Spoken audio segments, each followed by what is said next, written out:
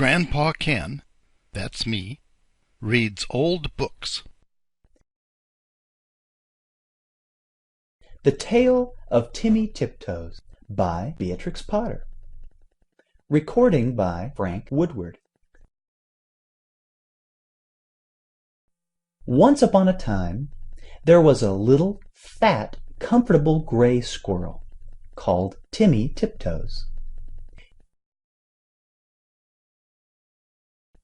He had a nest thatched with leaves in the top of a tall tree.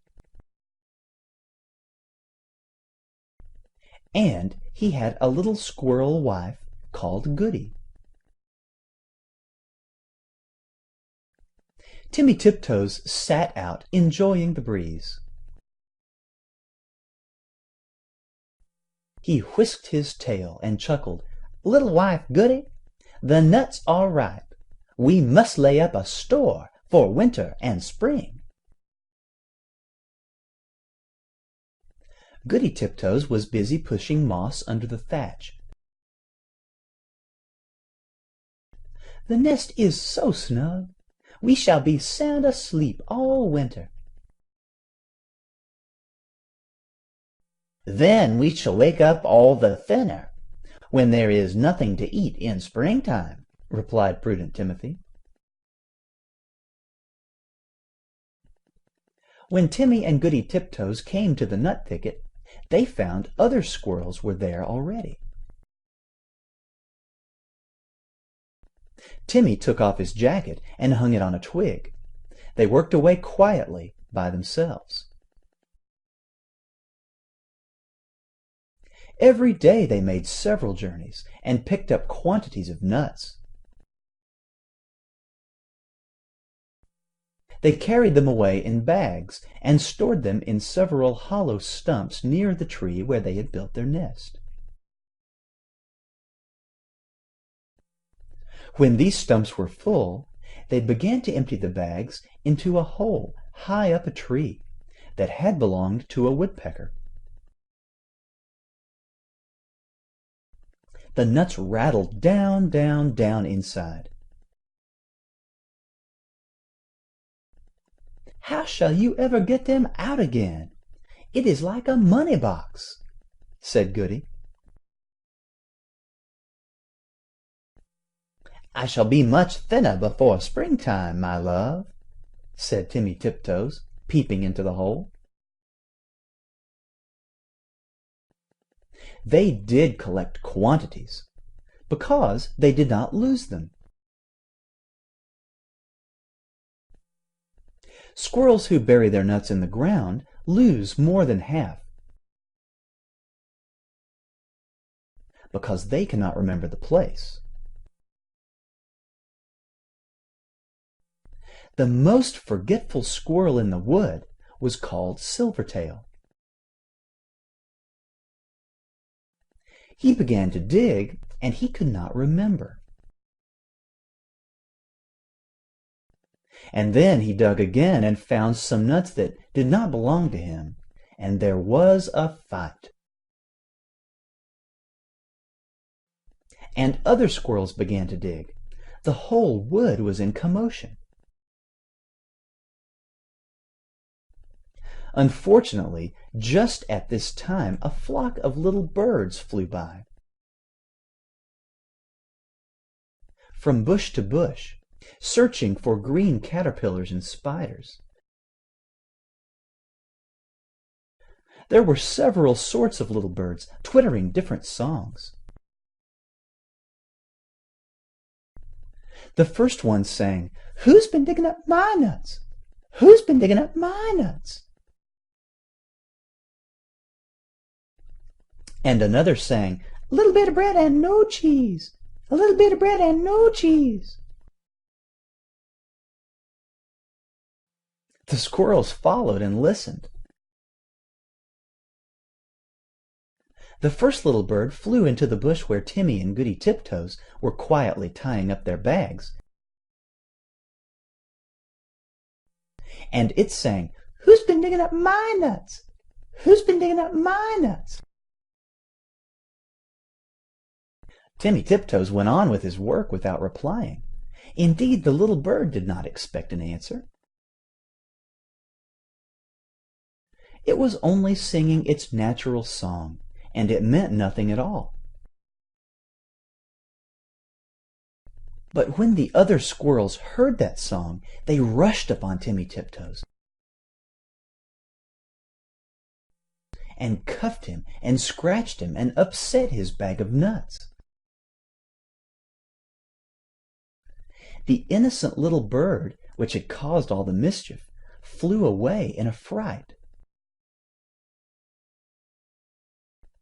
Timmy rolled over and over, and then turned tail and fled toward his nest, followed by a crowd of squirrels shouting, "Who's been digging up my nuts?" They caught him, and they dragged him up the very same tree where there was the little round hole, and they pushed him in. The hole was much too small for Timmy Tiptoes' figure. They squeezed him in dreadfully. It was a wonder they didn't break his ribs. "We will leave him here till he confesses," said Silvertail Squirrel, and he shouted into the hole, "Who's been digging up my nuts?" Timmy Tiptoes made no reply. He had tumbled down inside the tree upon half a peck of nuts belonging to himself. He lay quite stunned and still. Goody Tiptoes picked up the nut bags and went home. She made a cup of tea for Timmy, but he didn't come and didn't come. Goody Tiptoes passed a lonely and unhappy night. Next morning she ventured back to the nut bushes to look for him. But the other unkind squirrels drove her away. She wandered all over the wood, calling, "Timmy Tiptoes! Timmy Tiptoes! Oh, where is Timmy Tiptoes?" In the meantime, Timmy Tiptoes came to his senses. He found himself tucked up in a little moss bed, very much in the dark, feeling sore. It seemed to be underground. Timmy coughed and groaned because his ribs hurt him. There was a chirpy noise, and a small striped chipmunk appeared with a nightlight and hoped he felt better.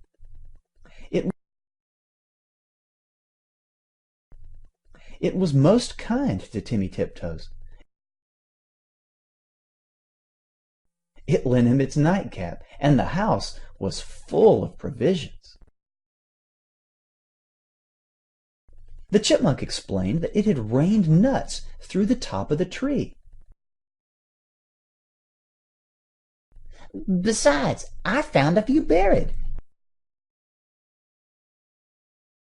It laughed and chuckled when it heard Timmy's story.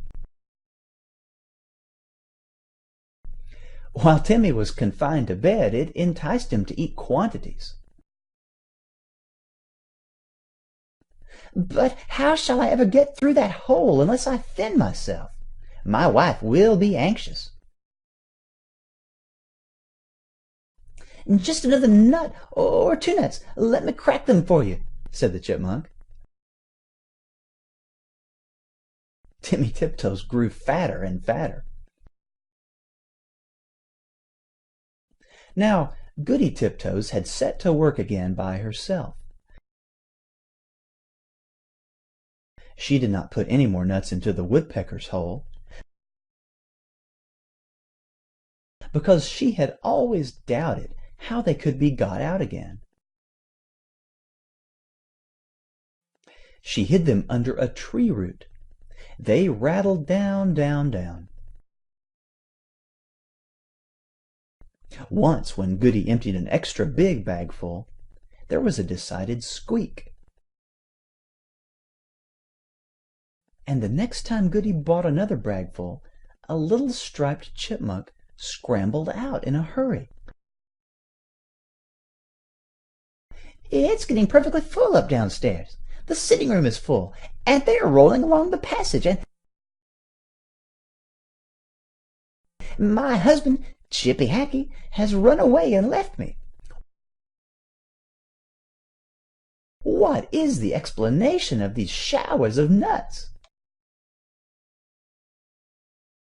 "I'm sure I beg your pardon. I did not know that anybody lived there," said Miss Goody Tiptoes. "But where is Chippy Hackey?" "My husband, Timmy Tiptoes, has run away too." "I know where Chippy Hackey is. A little bird told me," said Mrs. Chippy Hackey. And she led the way to the woodpecker's tree, and they listened at the hole. Down below there was a noise of nutcrackers, and a fat squirrel voice and a thin squirrel voice were singing together. "My little old man and I fell out. How shall we bring this matter about?" "Bring it about as well as you can, and get you gone, you little old man." "You could squeeze in through that little round hole," said Goody Tiptoes. "Yes, I could," said the chipmunk, "but my husband, Chippy Hackey, bites." Down below there was a noise of cracking nuts and nibbling. And then the fat squirrel voice and the thin squirrel voice sang, "For the diddle-dum day, day diddle-dum die, day diddle-diddle-dum day." Then Goody peeped in at the hole and called down, "Timmy Tiptoes! Oh, fie, Timmy Tiptoes!" And Timmy replied, "Is that you, Goody Tiptoes? Why, certainly." He came up and kissed Goody through the hole, but he was so fat that he could not get out. Chippy Hackey was not too fat, but he did not want to come. He stayed below and chuckled. And so it went on for a fortnight, till a big wind blew off the top of the tree and opened up the hole and let in the rain. Then Timmy Tiptoes came out and went home with an umbrella. But Chippy Hackey continued to camp out for another week, although it was uncomfortable. At last a large bear came walking through the wood. Perhaps he also was looking for nuts. He seemed to be sniffing around. Chippy Hackey went home in a hurry. And when Chippy Hackey got home, he found he had caught a cold in his head. And he was more uncomfortable still. And now Timmy and Goody Tiptoes keep their nut store fastened up with a little padlock. And whenever that little bird sees the chipmunks, he sings, "Who's been digging up my nuts? Who's been digging up my nuts?" but nobody ever answers. End The Tale of Timmy Tiptoes. A Kennemar video book. Visit us at kennemar.com.